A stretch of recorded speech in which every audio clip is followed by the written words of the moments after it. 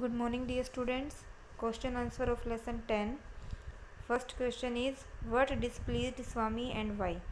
स्वामी किससे नाराज थे और क्यों नाराज थे? स्वामी was displeased with his father. स्वामी अपने पिताजी से नाराज थे.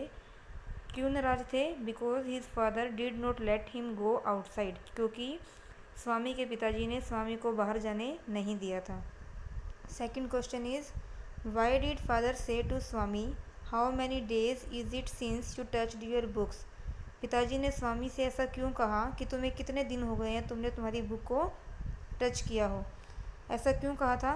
Because there was a thin layer of dust on Swami's book. क्योंकि स्वामी की किताबों पर मिट्टी की पतली सी लेयर बनी हुई थी. Question number 3. What did Swami do to the baby? Swami ने बच्चे के साथ क्या किया? Why did he do so? और उसने ऐसा क्यों किया? He rolled the baby over and pulled out the cloth. उसने बेबी को रोल किया और उसके नीचे से कपड़े को खींच लिया. उसने ऐसा क्यों किया था? He did it. उसने ऐसा किया था टू क्लीन हिज बुक. क्योंकि उसे अपनी बुक साफ करने के लिए कपड़ा चाहिए था. Question number 4.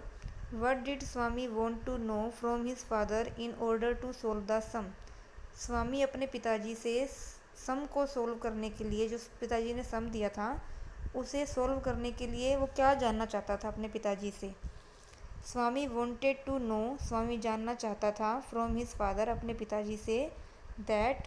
स्वामी अपने पिताजी से जानना चाहता था कि what he should do to solve the sum. कि उसे अपने सम को सोल्व करने के लिए क्या करना चाहिए.